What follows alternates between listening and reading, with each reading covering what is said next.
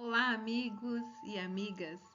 Sejam bem-vindos a este momento de reflexão aqui pelo Prozeben TV, o Pronto Socorro Espiritual Bezerra de Menezes, em Aracaju, Sergipe.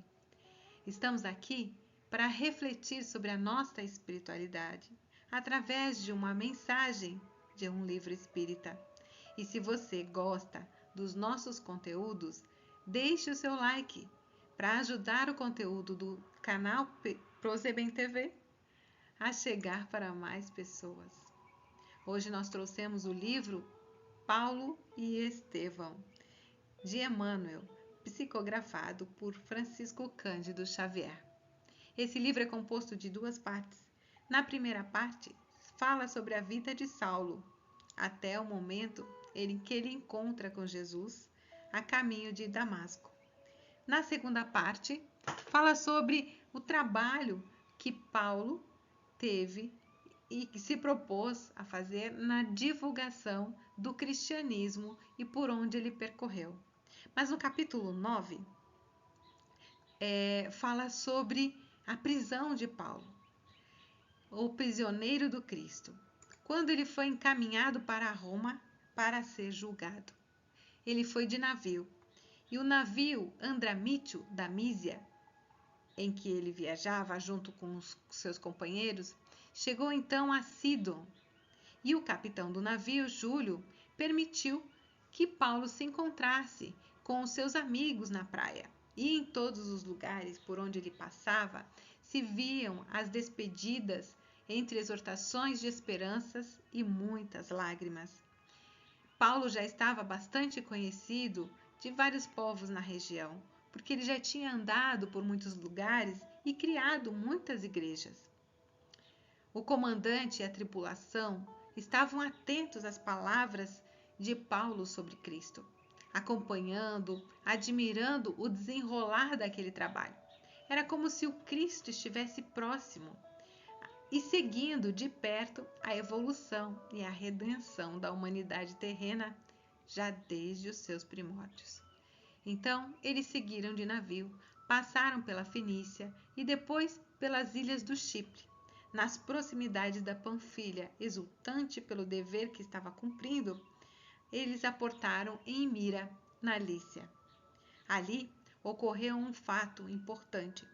Quando Paulo intuitivamente sugere a Júlio, o comandante do navio, para passar o inverneio em Cailoi Limenos, para a segurança de todos. Júlio pede então a permissão ao chefe da corte para ficar ali, mas esse rejeita a sugestão com uma certa desconfiança de que haveria um plano por parte de Paulo e seus companheiros para a sua fuga. Então, 2 dias depois do barco já no mar, essa embarcação é apanhada por um terrível temporal. E aí, sem muita estrutura, com muita carga, uma lotação, imensa de pessoas e de carga, esse barco ficou à deriva e foi arremessado para bem longe do destino para onde ele deveria ir. Eles tiveram que descartar muitos itens, principalmente gêneros de suas necessidades, que eles estavam carregando, porque representavam um excesso de peso e um perigo para esse barco. Então, durante mais ou menos 2 semanas, a tempestade perdurou. A tripulação estava ali já num abatimento moral e num enjoo que espalhou muito desânimo e muito terror entre todos.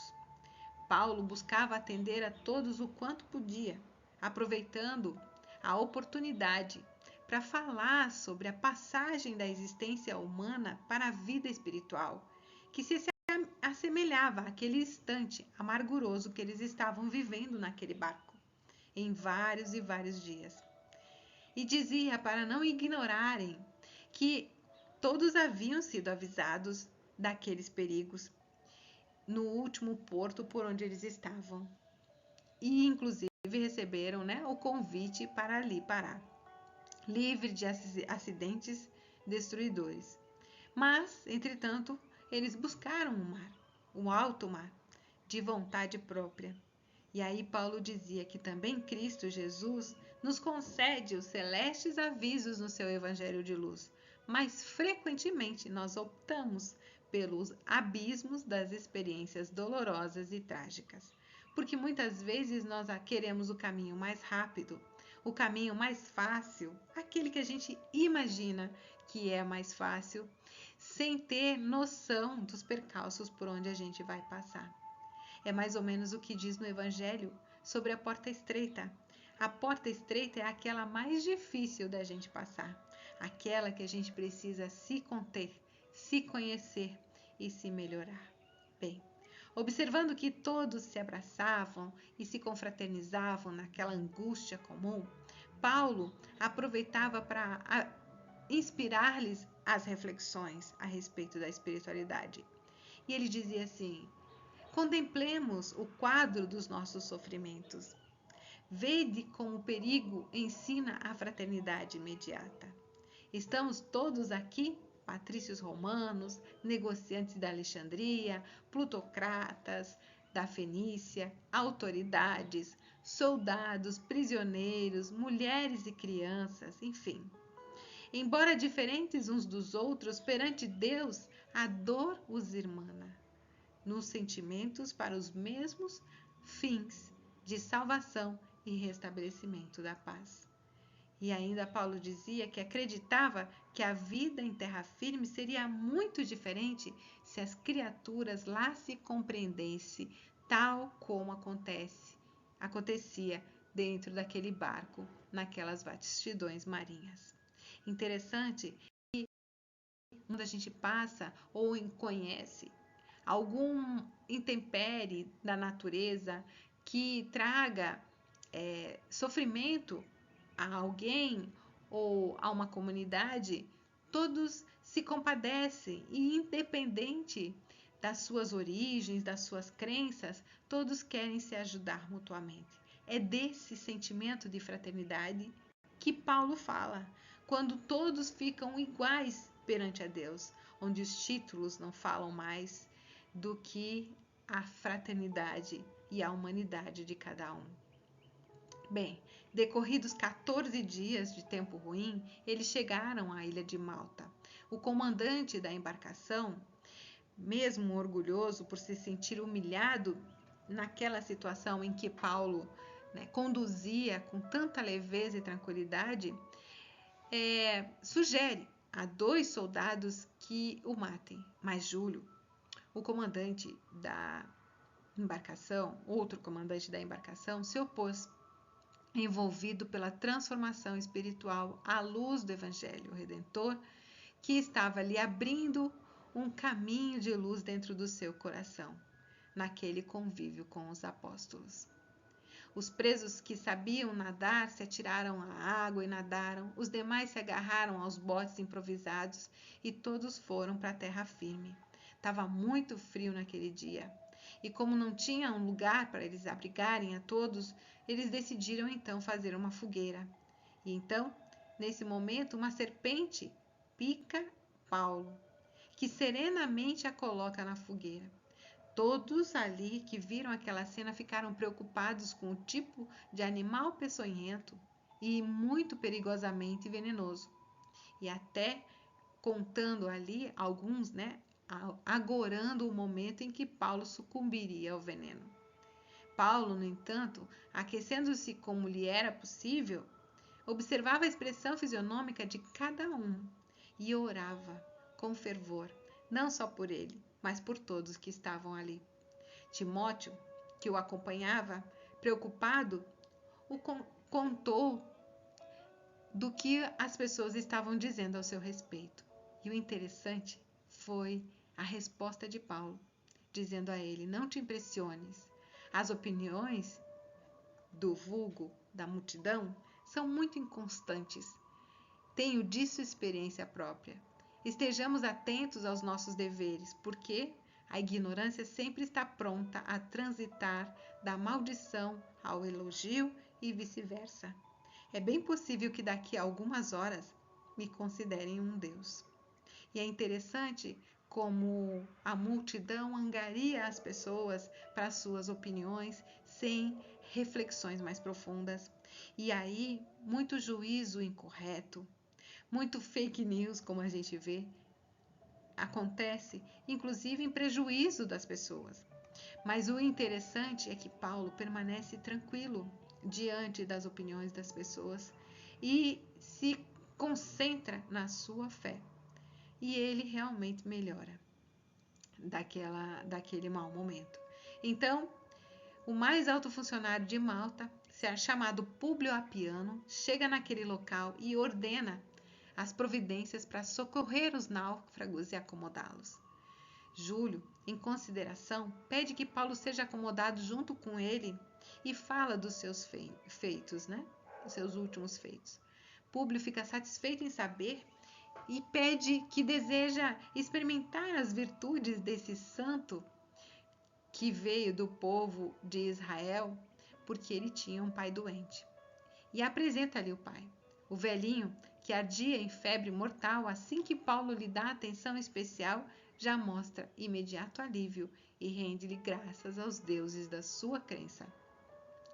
Paulo, que carregava sob as suas dobras da sua túnica os pergaminhos da Boa Nova, que era o seu único patrimônio que tinha nas mãos, exibe então os pensamentos e o ensino de Jesus com entusiasmo e amor no coração. Públio, então, se encanta com tudo que Paulo havia dito e ordena que aquele documento seja copiado. Promete, então, ajudar Paulo, buscando nas suas relações em Roma ajuda para conseguir a sua liberdade. O ex-rabino e os companheiros tiveram ali a graça de receber um velho salão daquele administrador, onde ali deram início aos serviços evangélicos naquela localidade durante os meses do inverno rigoroso. Ao final desse período, já na época de navegação, o trabalho de Paulo já havia criado uma vasta família cristã cheia de paz e nobres realizações para o futuro. Interessante que o livro conta que os guardas que acompanhavam Paulo não queriam deixar de acompanhá-lo para poder continuar ouvindo aquilo que ele falava a respeito da Boa Nova. Então ele deixava todo mundo encantado e os guardas até se estranhavam porque todos eles queriam ficar ali fazendo a ronda perto da onde Paulo estava para poder aproveitar e absorver aquelas mensagens tão lindas e regeneradoras. Então, eles saíram de lá, foram para Siracusa, na Sicília, e em seguida essa embarcação foi para o Régio, aproando daí em Pousolis, não longe de Vesúvio. Nesse momento, então, Júlio avisa que deve tratá-lo como prisioneiro e Paulo então, compreende tranquilamente a situação. Mas Júlio continua dando apoio a Paulo e ao movimento cristão, mandando averiguar se ali existiam cristãos que pudessem vir conhecer os trabalhos do Cristo através de Paulo. Nessa oportunidade, então, Paulo conhece Sexto Flaxus, que lhe conta que a cidade tinha já há muito tempo uma igreja e que ela já tinha os terrenos nos corações de várias pessoas. Então, eles foram convidados para falar naquela igreja local, mas pedindo a Júlio que permitisse que Paulo estivesse entre eles, e foram atendidos. Depois disso, o pequeno grupo partiu acompanhado de mais de 50 cristãos e seguiram o ex-rabino até o Fórum de Apio, em cavalos resistentes, montando aí uma guarda aos carros dos guardas prisioneiros. Chegados no local, o centurião da Cesareia encontrou o general Bus, amigo pessoal do imperador, no intuito de esclarecer o caso do apóstolo. O general atendeu e ficou informado da causa do ex-rabino. Depois de uma semana, o apóstolo recebia a ordem para fixar residência ali, nas proximidades da prisão. Um privilégio concedido a ele pelos seus feitos, pelos seus títulos e a sua condição de antigo cidadão romano. Paulo então aproveita essa oportunidade e continua redigindo epístolas consoladoras e sábias àquelas comunidades distantes. A palavra de Paulo atuava como um bálsamo em santas consolações. Os prisioneiros ganhavam novas esperanças e muitos se converteram ao Evangelho. Como Onésimo, um escravo regenerado que marcou a história do cristianismo na carinhosa epístola de Filemon. Durante uma das suas pregações, um dos anciões israelitas se aproxima de Paulo e fala a respeito do reconhecimento e do sentido daquelas palavras dele, pedindo que o evangelho continuasse a ser ministrado àquela gente, porque entre eles haviam seguidores de Moisés que eram bem intencionados e que poderiam muito aproveitar o ensino de Jesus. Então, Paulo começa a escrever, ou continua a escrever as suas cartas, às quais dedicava profunda atenção e emoção, como se desejasse fazer dessas mensagens um depósito das suas santas inspirações. Então, esta foi a Epístola aos Hebreus, conhecidíssima da Igreja, seus irmãos de raça, que ele procurou escrever com o coração, para chegar ao coração dos seus irmãos. Ele era visitado incessantemente por tantas pessoas e diante de suas palestras e atenção, todos que ali chegavam disputavam, a sua atenção, o melhor lugar para poder ouvi-lo. Certo dia, um legionário amigo levou-lhe a Cássio Domício, personalidade de grande influência política, a que de algum tempo tinha cegado em misteriosas circunstâncias. Paulo lhe aplicou passes de cura, e o romano, tomado de júbilo infinito, num movimento instintivo se ajoelha e em prantos murmura: vosso Deus é verdadeiro. Domício procurou conhecer então o conteúdo espiritual daquela nova doutrina, a fim de se reformar e mudar a sua vida. Solícito, anotou logo as informações relativas a Paulo e, dizendo a ele que não duvidasse do desfecho merecido, porque em uma semana ele pretendia ter resolvido o processo com a absolvição de César. E foi exatamente o que ocorreu. Paulo foi absolvido. Aproveitando essa bênção recebida, ele volta a intensificar as suas pregações. E durante um mês, no princípio do ano de 63, visitou as comunidades cristãs de todos os bairros da capital do Império.